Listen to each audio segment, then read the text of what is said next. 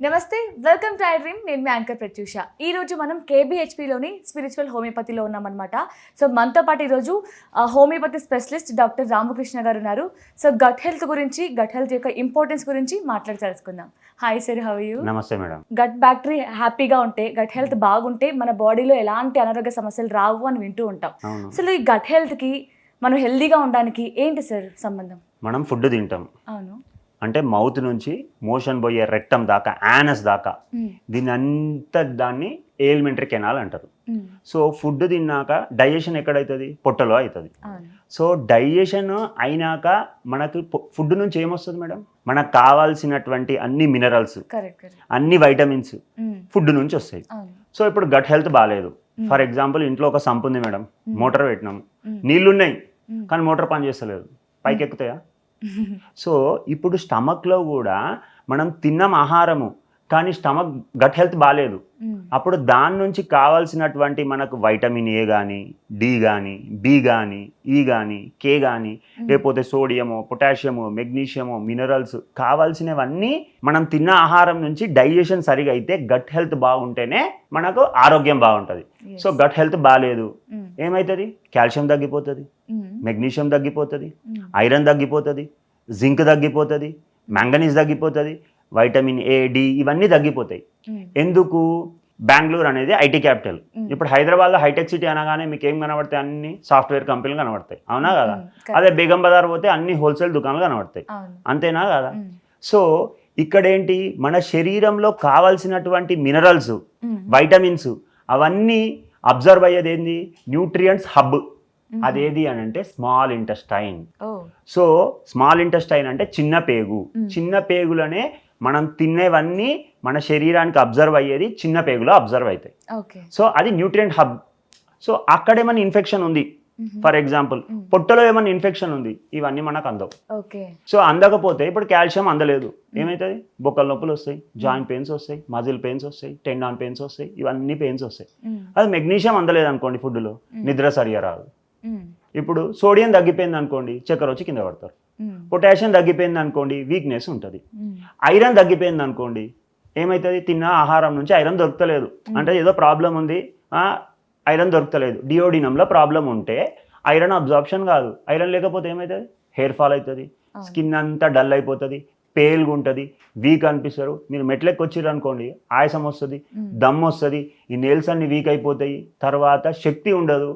అప్పుడు హీమోగ్లోబిన్ తగ్గిపోయింది, వీక్ అయిపోయారు, అది ఇది అని అంటారు కదా. మెయిన్గా ఫీమేల్స్లో ఎక్కువ ఉంటుంది ఆ ప్రాబ్లం, ఎందుకంటే పీరియడ్స్ కూడా ఎక్కువ ఉంటాయి కాబట్టి, వాళ్ళకి ఇంకా బ్లీడింగ్ ఎక్కువ ఫ్లో ఉంటుంది కాబట్టి. సో ఇవన్నీ తగ్గిపోతాయి. ఇంకొకటి, ఈ మధ్యకాలంలో వైటమిన్ డి తగ్గిపోయింది అంటున్నారు ప్రతి ఒక్కరికి. B12 అన్నారు. B12 ఎక్కడ అబ్జర్వ్ అవుతుంది అంటే మన చిన్న పేగులో డియోడినం అని పైన, మధ్యలో జిజినం, కింద ఇలియం అని ఉంటుంది.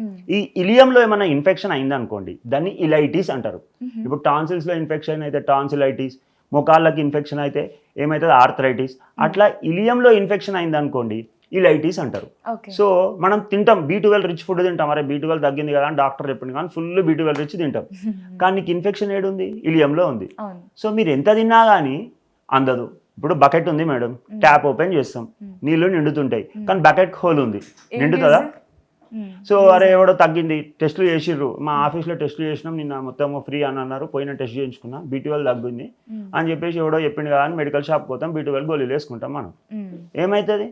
అరే ఎంత B12 వేసుకున్నా 2 నెలల నుంచి 3 నెలల నుంచి నాకు అసలు B12 పెరగలేదు అని అంటావు. నేనేమంటున్నా, ఆ బకెట్కి హోల్ ఉంది. సో మీరు తీసుకున్నది పైనుంచి తీసుకుంటారు, కింద నుంచి పోతుంది, సో ఫైదా ఏం లేదు.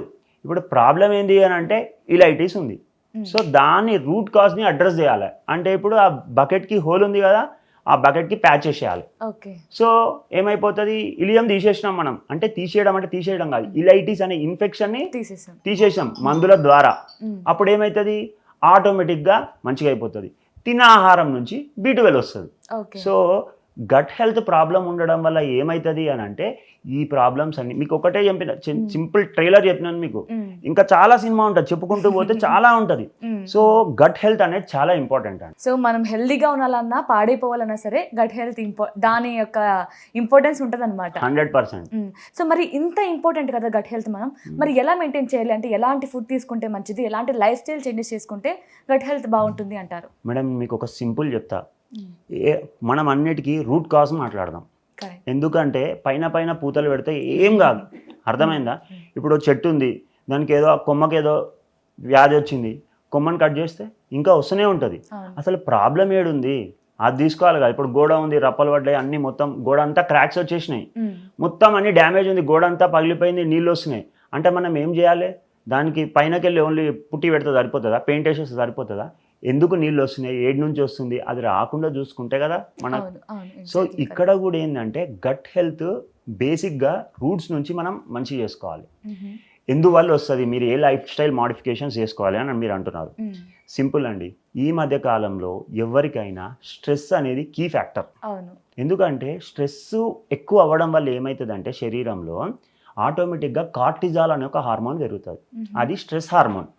ఎప్పుడైతే కార్టిజాల్ పెరుగుతుందో ఆటోమేటిక్గా శరీరంలో ఏమవుతుంది, మెగ్నీషియం అనేది తగ్గిపోతుంది. సో మెగ్నీషియం తగ్గిపోతే ఒక్క మెగ్నీషియం మన శరీరంలో 300 ఫంక్షన్స్ చేస్తుంది.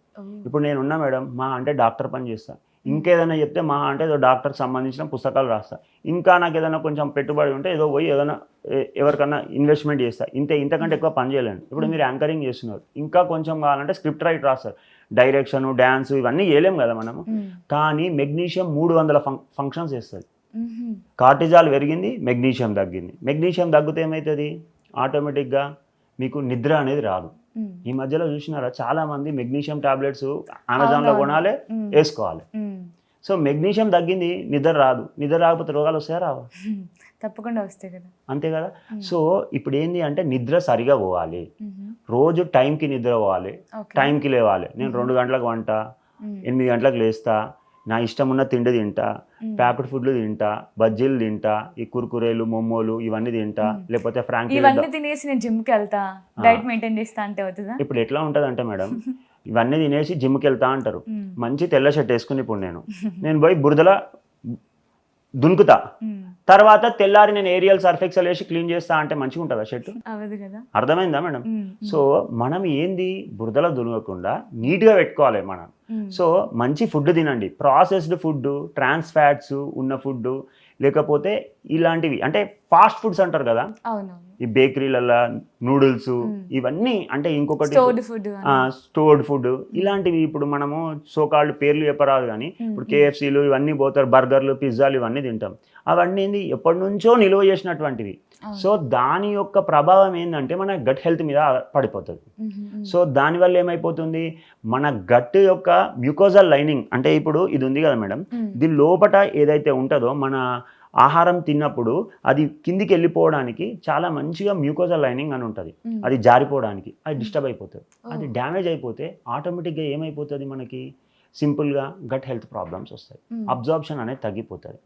సో నేనేమంటున్నా అంటే స్ట్రెస్ తగ్గించుకోవాలి, physical activity, exercise, yoga, proper diet, late nights తినకుండా ఉండడము, ఇవన్నీ చేస్తే ఆటోమేటిక్గా గట్ హెల్త్ని కాపాడుకోవచ్చు.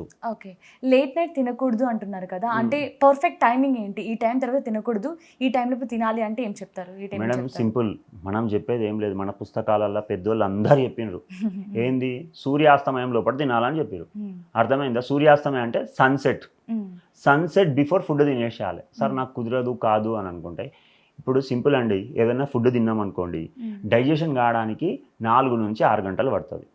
ఇప్పుడు ప్రోటీన్ ఎక్కువ తిన్నాం, చికెను, మటను ఇట్లాంటివి తిన్నాం అనుకోండి, ఆ డైజెషన్ కావడానికి టైం ఎక్కువ పడుతుంది. అదే సాఫ్ట్ ఫైబర్ తిన్నాము, ఇప్పుడు దానిమ్మ పండు, జామకాయను ఇవన్నిట్లలో ఫైబర్ ఎక్కువ ఉంటుంది, ఆ డైజెషన్ తొందరగా అవుతుంది, ఒక 4 గంటలు 3 గంటలలో అయిపోతుంది.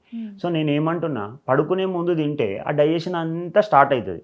సో మనం పడుకున్నా కానీ మెకానిజం నడుస్తూనే ఉంటుంది. సో బ్లడ్ సప్లై ఇక్కడ పెరుగుతుంది, సో యాక్టివిటీ యాసిడ్ రిలీజ్ అవుతూ ఉంటుంది, డైజెషన్ అనే ప్రాసెస్ డెవలప్. సో మీకు నిద్ర కూడా డిస్టర్బ్, సో సరైన నిద్ర రాదు, ఆటోమేటిక్గా డైజెషన్ డిస్టర్బ్ అవుతుంది. అందుకే మనం 10 గంటలకు పడుకుంటున్నాం అనుకోండి, 6 గంటల లోపట 5:30 లోపట మనం డిన్నర్ ఖతం చేసేసాం. కానీ అది చాలా కష్టం కదా సార్, చెప్పేంత ఈజీగా ఉండదు. ఇప్పుడు చాలా మందికి ఆఫీసెస్ 8 వరకు ఉండే వాళ్ళు కూడా చాలా మంది ఉంటారు. సో మరీ 5:30 తినడం కష్టం కదా. అది కాకుండా ఇంకొక టైం ఏమైనా ఉంటుందా? మేడం ఇప్పుడు సింపుల్ ఆఫీస్లలో తింటున్నా కానీ ఇప్పుడు ఇంటికి వచ్చినాక మనము ఎట్లా అంటే కొంచెం ఫైబర్ ఫుడ్ అండ్ ఇంట్లో డిన్నర్ అంటే రాత్రిపూట తినేది మనం ఏం చేయాలి, చికెన్లు తినొద్దు, మటన్ తినొద్దు, ఈ ప్రోటీన్ రిచ్ ఫుడ్. ఇప్పుడు చాలా మంది శనగలు నానబెట్టుకొని పెసర్లు నానబెట్టుకొని స్ప్రౌట్స్ తోటి చేసినవి ఉంటాయి కదా, ఇవన్నీ రాత్రిపూట తినొద్దు. ఈ స్ప్రౌట్స్ తోటి చేసి కొంతమంది ఏమైనా అంటారే ఇప్పుడు ఈ పూరి చేసుకొని రాత్రిపూట తింటారు. చపాతీ తోటి ఏంది ఈ శనగలతోటి చేసిన కర్రీ ఉంటుంది కదా, చెన్నా కర్రీ, చోలే భటోరే అని అంటారు కదా, అవి నైట్ తినొద్దు. పూరి కానీ చపాతీతోటి ఒకే చపాతీ తిన్నా కానీ చోలే భటోరే అంటారు కదా, చోలే కర్రీ, అది రాత్రిపూట ప్రోటీన్ రిచ్ ఫుడ్ తినొద్దు, ఫైబర్ మంచిగా. ఇంకొకటి రాత్రిపూట ఫ్రైడ్ ఫుడ్స్ తినొద్దు, బీరకాయ ఫ్రై, సొరకాయ ఫ్రై, పొట్లకాయ ఫ్రై, బెండకాయ ఫ్రై, ఇలాంటి ఫ్రైడ్ ఫుడ్స్ రాత్రిపూట తినకూడదు.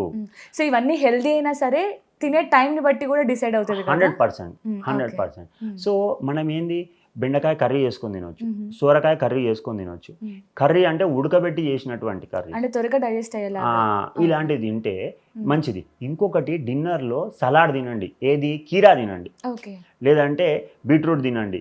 ఇవంటే ఏమవుతుంది అంటే డైజెషన్ ఇంప్రూవ్ అవుతుంది. సో తినగానే పడుకోకండి, ఒక గంట అర్ధగంట వాకింగ్ చేయండి. ఇంకా కుదిరితే మీరు ఇవాళ రేపు ర్యాపిడోలు ఉన్నాయి, ఓ 50 రూపాయలు పోతే పోని, 100 రూపాయలు పోతే పోని, ఆఫీస్కో లేకపోతే మనకు కొంచెం ఫుడ్ తెప్పించుకొని తింటే ఇంకా మంచిది. అట్లా కూడా చేయవచ్చు. సో ఈ విధంగా చేసినట్టయితే డిన్నర్ని కూడా మనము మన గట్ హెల్త్ని కాపాడుకోవచ్చు. Nice sir, thank you so much sir, చాలా చక్కగా ఎక్స్ప్లెయిన్ చేశారు. సో గట్ హెల్త్ యొక్క ఇంపార్టెన్స్, ఏం చేయొచ్చు ఏం చేయకూడదు అనేది. Thank you so much. Thank you madam.